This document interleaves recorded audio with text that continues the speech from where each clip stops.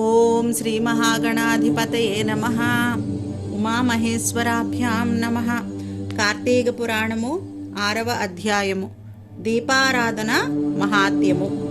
వశిష్ఠుడు జనక మహారాజా, పవిత్రమైన కార్తీక మాసములో దీపదానము సమస్త శుభాలను, సిరి సంపదలను, ముక్తిని కలిగిస్తుంది అని చెప్తూ, ఈ నెల రోజులు శ్రీమన్నారాయణుని ఎవరు ఆరాధిస్తారో వారికి అశ్వమేధయాగం చేసిన ఫలితం లభిస్తుంది. ప్రత్తితో వత్తిని చేసి ప్రమిదలో ఉంచి దానిలో ఆవునేతిని గాని, నువ్వుల నూనెను గాని, కడకు ఆముదాన్ని గాని వేసి దేవాలయంలో దీపారాధన చేసి దానిని దక్షిణ తాంబూలాలతో సద్బ్రాహ్మణునకు దానమివ్వడం శుభప్రదము, పుణ్యప్రదము.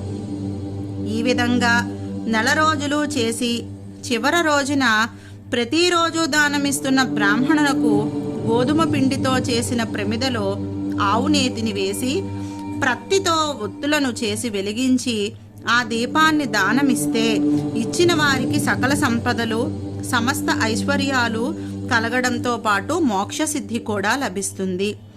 దీనికి సంబంధించిన ఒక వితంతువు యొక్క గాథను చెబుతాను విను అని చెప్పి వశిష్ఠ మహర్షి జనక మహారాజుకు ఈ విధంగా చెప్తున్నారట. పూర్వము ద్రవిడ దేశంలో ఒక వితంతువు ఉండేది. ఆమెకు పెళ్లి అయిన కొద్ది కాలానికే భర్త మరణించాడు. ఆమెకు అయిన వారంటూ ఎవ్వరూ లేకపోవడంతో ఇతరుల ఇళ్లలో దాసీ పనులు చేస్తూ, వారు పెట్టింది తింటూ, వారు ఇచ్చిన సొమ్మును దాచుకుంటూ కాలం గడిపేది. వంట చేసుకోవడం కూడా ఎరుగదు. డబ్బు ఖర్చు పెట్టడం అనేది ఆమెకు అస్సలు తెలియదు. ఎవరూ ఏమీ పెట్టకపోతే పస్తులు ఉండేది గాని తన దగ్గర డబ్బును మాత్రం ఖర్చు పెట్టేది కాదు. పూచిక పుల్లను కూడా ఖర్చు పెట్టకుండా ఆమె దగ్గర ఉన్న డబ్బును వడ్డీకు తిప్పుతూ ఉండేది. పూజలు పురస్కారాలు చేయటం అంటే అసలే ఆమెకు తెలియదు. ఆమెకు కాలం ఆ విధంగా గడిచిపోతుండేది. ఒకనాడు ఆమె నివసించే గ్రామానికి శ్రీరంగం వెళుతున్న ఒక విప్రుడు వచ్చాడు. అయ్యో పాపమని జాలిపడి ఆమె దగ్గరకు వెళ్ళాడు. అమ్మా, నేను చెప్పే మాటలు నీకు కోపాన్ని కలిగించినా నేను చెప్పే హితకరమైన మాటలను శ్రద్ధగా విను అంటూ ఆమెకు మానవ కర్తవ్యాన్ని బోధించడం మొదలుపెట్టాడు. నువ్వు సిరి సంపదల వ్యామోహంలో పడిపోతున్నావు. దాన ధర్మాలను చేయటం లేదు. నీకు కూడా ఖర్చు పెట్టుకోవటం లేదు. పూజా పురస్కారాలు చేయటం లేదు. నువ్వు జీవితాన్ని వృధా చేసుకుంటున్నావు. రాక వచ్చిన ఈ మానవ జన్మను పాడు చేసుకోకు. నీకు అన్నీ అనేవారు ఎవ్వరూ లేరు కనుక ఎవరి కోసం అంత ధనాన్ని కూడబెడుతున్నావమ్మా? ఈ శరీరం మాంసం, ఎముకలతో చేసిన గూడు. ఇది ఎల్లకాలము ఉండదు, అశాశ్వతమైనది. ఎప్పుడు ఏ రోజు ఈ ప్రాణాలు అనంత వాయువులలో కలిసిపోతాయో తెలియదు. అటువంటి శరీరం కోసం పనికిరాని ప్రాకులాట దేనికోసము అని చెప్పి ఆ మహర్షి ఆమెతో మాట్లాడారు. ఎవరి వలన డబ్బు ఏ విధంగా ఎంత సంపాదించాలి అనే తాపత్రయమైతే ఉంది, కానీ వాని వలన నువ్వు సుఖపడేది ఏముంది? నిప్పులో పడిన మిడతలాగా ఈ శరీరం. ఆ శరీరంలోని జీవుడు గతి ఏమిటి? ఈ శరీరంతో చేసిన పనుల వలన వచ్చే ఫలితాలు జన్మజన్మలు అనుభవించాలి.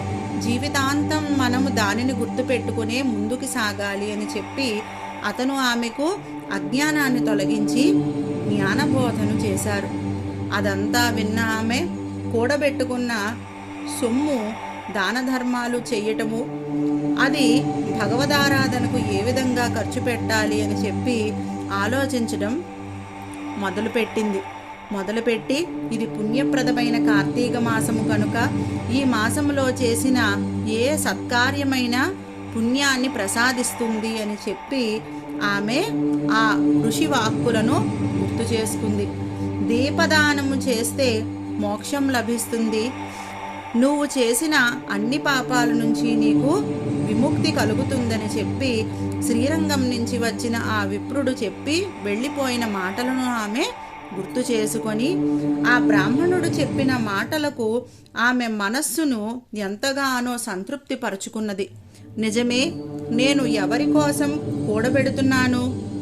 ఎందుకింత తాపత్రయపడుతున్నాను, ఎందుకోసం పరమ లోభిగా చెడ్డ పేరు తెచ్చుకుంటున్నాను అని పరిపరి విధాలుగా ఆ బ్రాహ్మణుడు చెప్పిన దానిని మాటిమాటికి తలుచుకుంటూ ఆలోచిస్తోంది. ఒక నిర్ణయానికి వచ్చి సంపాదించిన ధనంతో దాన ధర్మాలు చేసింది, భగవంతుణ్ణి ఆరాధించింది. బ్రాహ్మణుని మాట యందు నమ్మకం ఉంచి అతను చెప్పినట్లుగా కార్తీక మాసం 1 రోజులు ఒక సద్బ్రాహ్మణుడికి పిండితో చేసిన ప్రమిదలో దీపదానం చేసింది. కార్తీక పురాణాన్ని విన్నది. అలా కాలం గడుపుతూ చివరకు శరీరాన్ని వదిలి కైలాసాన్ని పొందింది ఆమె. లోభగుణం నరకానికి దారి చూపిస్తుంది. మనం సంపాదించిన ధనాన్ని మనం అనుభవిస్తూ దాన ధర్మాలు చేస్తూ అవసరానికి ఉంచుకోవాలే తప్ప కేవలం కూడబెట్టుకోవడం మాత్రమే పనిగా ఉంచుకోకూడదు. అలా చేస్తే చివరకు ఆ రాజుల సొమ్ము రాళ్లపాలవుతుంది అన్నట్టుగానే జరుగుతుంది. అలా కాక సంపాదించిన దానిని సద్వినియోగం చేసుకోవాలి. ఈ వితంతు కథ మనకు ఆ దాన ధర్మాల యొక్క ఆవశ్యకతను తెలియచేస్తుంది.